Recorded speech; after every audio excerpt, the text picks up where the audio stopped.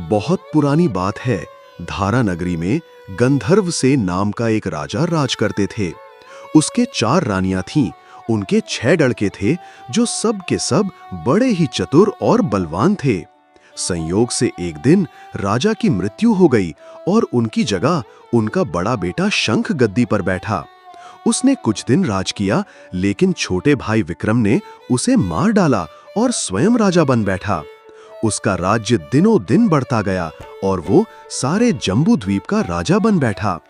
एक दिन उसके मन में आया कि उसे घूमकर सैर करनी चाहिए और जिन देशों के नाम उसने सुने हैं उन्हें देखना चाहिए। सो वो गद्दी अपने छोटे भाई भर्तृहरि को सौंपकर योगी बनकर राज्य से निकल पड़ा। उस नगर में एक ब्राह्मण तपस्या करता था। एक दिन देवता ने प्रसन्न होकर उसे एक फल दिया और कहा कि इसे जो भी खाएगा वो अमर हो जाएगा।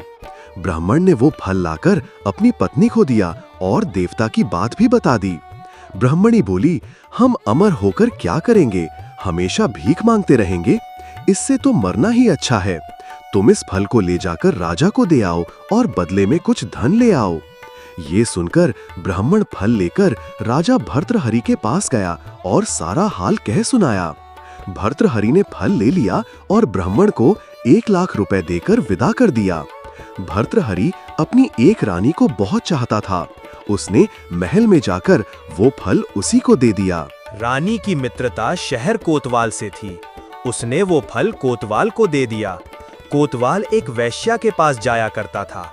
वह उस फल को उस वैश्या को दे आया। वैश्या ने सोचा कि यह फल तो राजा को खाना चाहिए। वह उसे लेकर राजा भर्तृहरि के पास गई और उसे दे दिया। भर्तृहरि ने उसे बहुत सा धन दिया, लेकिन जब उसने फल को अच्छी तरह से देखा तो पहचान लिया। उसे बड़ी चोट लगी, पर उसने किसी से कुछ कहा नहीं। उसने महल में जाकर रानी से पूछा कि तुमने उस फल का क्या किया? रानी ने कहा, मैंने उसे खा लिया। राजा ने वह फल निकालकर दिखा दिया। रानी घबरा गई और उसने सारी बात सच सच कह दी। भर्तृहरि ने पता लगाया तो उसे पूरी बात ठीक ठीक मालूम हो गई। वह बहुत दुखी हुआ। उसने सोचा, यह दुनिया माया जाल है, इसमें अपना कोई नहीं। वह फल लेकर बाहर आया और उसे धुलवा कर स्वयं खा लिया। फिर राजपाट छोड़ योगी का भेष बना जंगल में तपस्या करने चला गया। भर्तृहरि के जंगल में चले जाने से विक्रम की गद्दी सूनी हो गई। जब राजा इंद्र को यह समाचार मिला तो उन्होंने एक देव को धारा नगरी की रखवाली के लिए भेज दिया। वह रात दिन वहीं रहने लगा। भर्तृहरि के राजपाट छोड़कर वन में चले जाने की बात विक्रम को मालूम हुई तो वह लौटकर अपने देश में आया। आधी रात का समय था। जब वह नगर में घुसने लगा तो देव ने उसे रोक दिया। राजा ने कहा, मैं विक्रम हूँ, ये मेरा राज है, तुम रोकने वाले कौन होते? देव बोला, मुझे राजा इंद्र ने इस नगर की चौकसी के लिए भेजा है। तुम सच्चे राजा विक्रम हो तो आओ पहले मुझसे लड़ो। दोनों में लड़ाई हुई। राजा ने जरा सी देर में देव को पछाड़ दिया। तब देव बोला, हे राजन, तुमने मुझे हरा दिया, मैं तुम्हें जीवन दान देता हूं। इसके बाद देव ने कहा, राजन, एक नगर और एक नक्षत्र में तुम 3 आदमी पैदा हुए थे। तुमने राजा के घर में जन्म लिया, दूसरे ने तेली के और तीसरे ने कुम्हार के। तुम यहाँ का राज करते हो। तेली पाताल का राज करता था।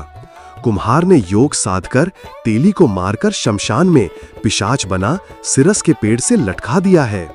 अब वो तुम्हें मारने की फिराक में है, उससे सावधान रहना। इतना कहकर देव चला गया और राजा महल में आ गया। राजा को वापस आया देख सबको बड़ी खुशी हुई।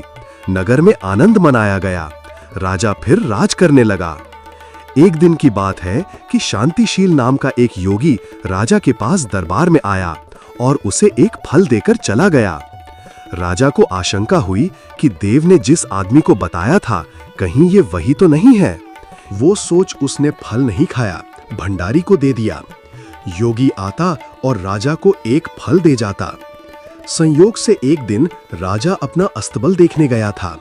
योगी वहीं पहुंच और फल राजा के हाथ में दे दिया। राजा ने उसे उछाला तो वो हाथ से छूटकर धरती पर गिर पड़ा।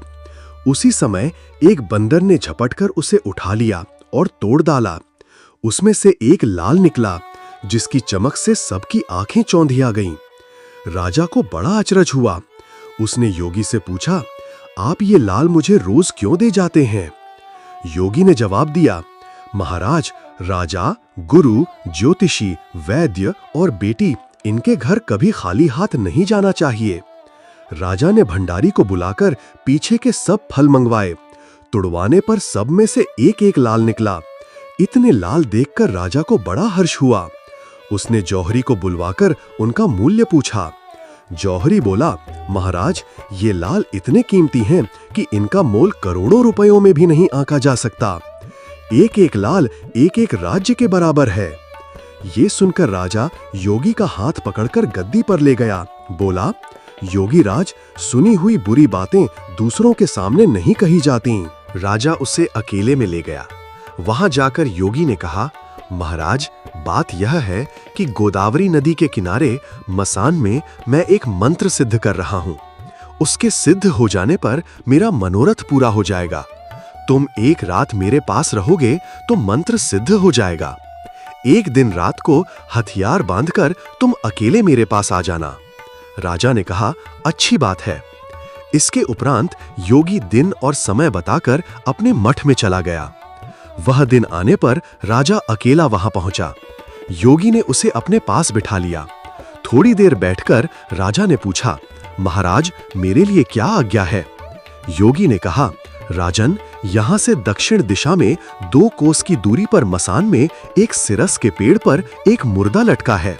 उसे मेरे पास ले आओ, तब तक मैं यहां पूजा करता हूं। यह सुनकर राजा वहां से चल दिया। बड़ी भयंकर रात थी। चारों ओर अंधेरा फैला था। पानी बरस रहा था। भूत प्रेत शोर मचा रहे थे। सांप आ आकर पैरों में लिपटते थे। लेकिन राजा हिम्मत से आगे बढ़ता गया। जब वह मसान में पहुंचा तो देखता क्या है कि शेर दहाड़ रहे हैं, हाथी चिंघाड़ रहे हैं, भूत प्रेत आदमियों को मार रहे हैं। राजा बेधड़क चलता गया और सिरस के पेड़ के पास पहुंच गया। पेड़ जड़ से फुनगी तक आग से दहक रहा था। राजा ने सोचा, हो ना हो ये वही योगी है जिसकी बात देव ने बताई थी। पेड़ पर रस्सी से बंधा मुर्दा लटक रहा था। राजा पेड़ पर चढ़ गया और तलवार से रस्सी काट दी। मुर्दा नीचे गिर पड़ा और दहाड़ मार मार कर रोने लगा। राजा ने नीचे आकर पूछा, तू कौन है? राजा का इतना कहना था कि वो मुर्दा खिलखिलकर हंस पड़ा। राजा को बड़ा अचरज हुआ।